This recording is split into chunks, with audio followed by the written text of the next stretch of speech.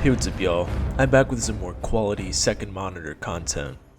With the midnight pre-patch event Twilight Ascension finally out, and tons of players looking to make the most out of the event, it's a more perfect time than ever to farm a little bit of gold, especially if you're going to be stockpiling the currency with no idea what to spend it on. In this video, I'm going to briefly go over the Twilight Ascension event, how to farm as much of the event currency as possible, some rare items that you may come across, as well as how you can maximize your earnings while participating in the Twilight Ascension event. Anyways, that all being said, let's just get right into the video. To get you up to speed, especially if you haven't watched my latest video, the Twilight Ascension event is the Midnight Pre-Patch event, located in the Twilight Highlands. The event will be accessible to all players level 10 and up, meaning that this will be a perfect opportunity to not only level and gear your alts, but give you a great reason to farm more insignias than you will know what to do with. Every 10 minutes, a ritual camp will spawn in one of 18 spots that rotate predictably, where you kill mobs until a bar fills up, and you kill more mobs until you beat the loot out of the pinata, similar in a way to the Legion invasions during the Legion pre-patch event, but isolated into a single zone, making it even easier. Completing these world events will reward you with insignias, which are the main event currency that we'll be focusing on in this video. Resonance crystals, as well as gear drops. Also, at the start of every hour, extra void orbs will appear at the camp, which then in turn will summon bonus rares for extra stuff.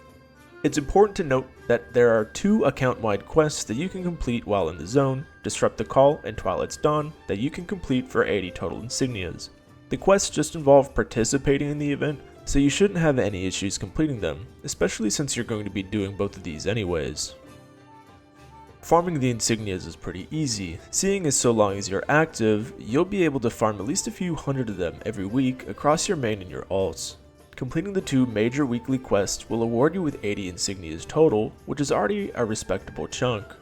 Completing the world quests in the area as well will reward you with 10 insignias, meaning that you'll be able to stack up at least 100 insignias weekly just by doing them as well.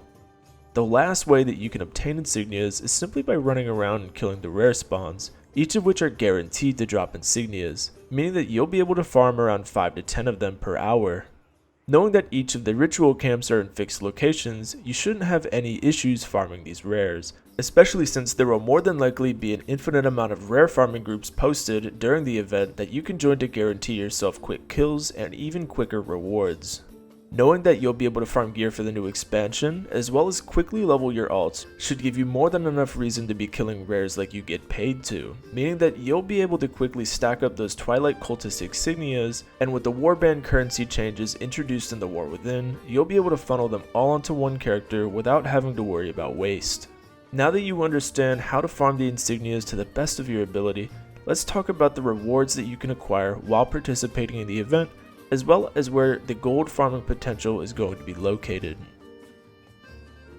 There are quite a few rewards tied to the event, including the retrained Skyraiser mount, 2 appearance ensembles, as well as 3 Blood Elf themed furniture items. But the main items that we're going to be focusing on for the gold farm related purposes are the 3 pets, being Scruff, the Emerald Sporbit, as well as Radar, each of which are going to be acquirable for a respectable 30 insignias, meaning that even if you're half consistent, you can theoretically be farming 10 or more pets per week, which can translate into a lot of gold in the future, with a real emphasis on future.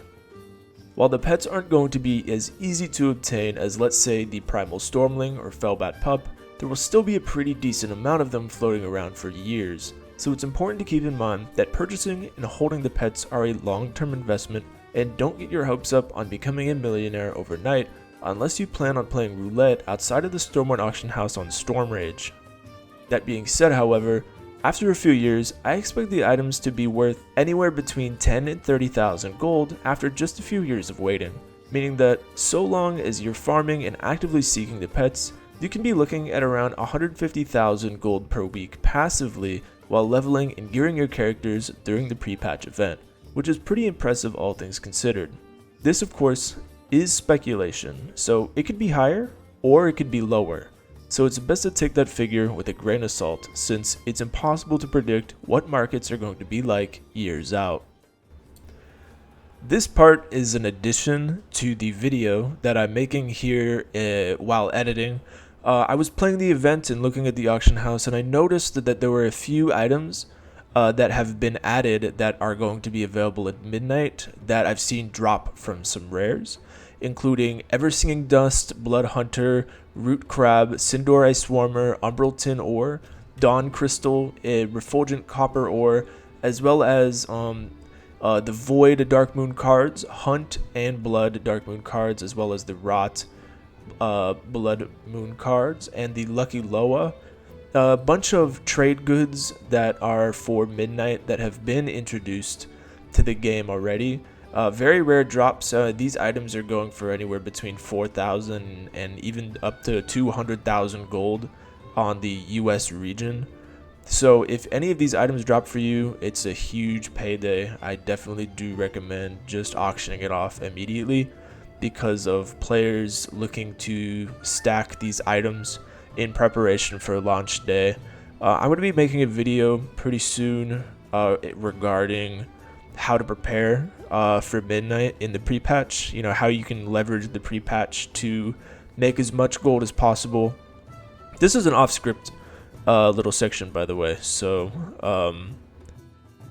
anyways, guys, thanks for watching. I have one more pre-patch related gold farming video in the works, so make sure that you stick around for it.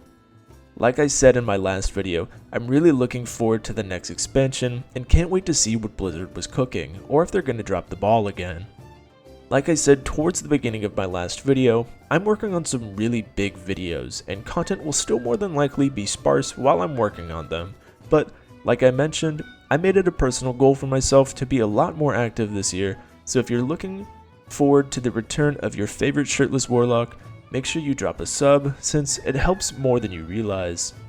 Also, if you'd like to keep tabs on the aforementioned shirtless warlock, I launched my Twitter account in the middle of last year, and I've started posting again recently. So if you want the most up-to-date information on what I'm working on, I definitely recommend dropping a follow.